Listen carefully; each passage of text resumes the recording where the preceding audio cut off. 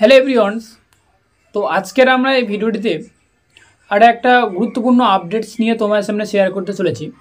আজকের আমরা এই ভিডিওটির মাধ্যমে তোমাদের একটা অপারেশনের ভিডিও নিয়ে তোমার সামনে হাজির হলাম। আজকের আমরা এই ভিডিওটির মাধ্যমে হার্নিয়া স্টিচ কাটিং কেমন করে করা হয়, তো এ টু জেড ভিডিওটি শুরু থেকে শেষ পর্যন্ত দেখতে থাকো এবং ভিডিওটির মধ্যে তোমরা জানতে পারবে যে কেমনভাবে স্টিচ কাটিং করা হয় এবং অপারেশনের পরে যে পরিস্থিতি কেমন হয়, সব কিছু আজকের এই ভিডিওটি দেখলে অবশ্যই তোমরা বুঝতে পারবে।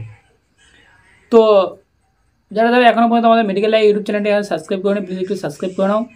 আর ভিডিওটির কোনো যদি প্রবলেম যদি হয়ে থাকে বা তোমার যদি কোনো কোয়ারি হয়ে থাকে অবশ্যই তুমি কমেন্ট করে ভুলবে না।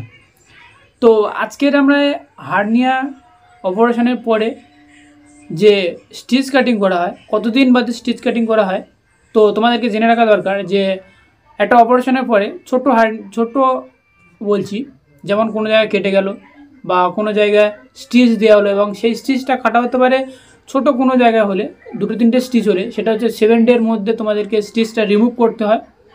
এবং হার্নিয়া বা হাইড্রোসিল এরকম কোনো যদি অপারেশন হয়ে থাকে তার সেক্ষেত্রে তোমাদেরকে 14-15 দিন বাদে তোমাকে স্টিচ কাটিং করতে হয়। তো সেই জিনিসটাকে আমরা স্টিচ কাটিংটা আমরা কেমনভাবে কাটা হয় সেটা ভিডিওটিতে দেখতে হবে। তো চলো আমরা ভিডিওটি ওপেন করে দেখি। ফার্স্ট টাইম পেশেন্টের যে পজিশানে অপারেশন হয়েছে তার পিকচারটি দেখতে পাচ্ছ। এবার আমাদের যে কাজটি করতে হবে ওই জায়গাটিকে ভালো করে চারিদিকটা ক্লিন করতে হবে এবং ক্লিন করার পরে যে কাজটি করতে হবে ইম্পর্টেন্ট কাজ, সেটা হচ্ছে কি, স্টিচের দুটো মুখ থাকে যেহেতু, এবং একটা মুখ ফরশেপ দিয়ে ভালো করে ক্লিপ করতে হবে এবং ক্লিপ করার পরে যে স্টিচ কাটিং রয়েছে এবং সেই স্টিচ কাটিংটা দিয়ে কাটতে হবে এবং একদিকেই চাপ দিলে আর একটা মুখ তার বেরিয়ে যাবে। এবং স্টিচ কাটার পরে তোমাদেরকে সবসময় খেয়াল রাখতে হবে সেটা হচ্ছে কি 3টে মুখ বেরোচ্ছে কি না। যেমন তোমরা দেখতে পাচ্ছ ভিডিওটিতে, এখানে তোমরা দেখতে পাচ্ছ যে 3টে মুখ বেরোবে যে সুতো দেওয়া হয়েছে সেই সুতোটি।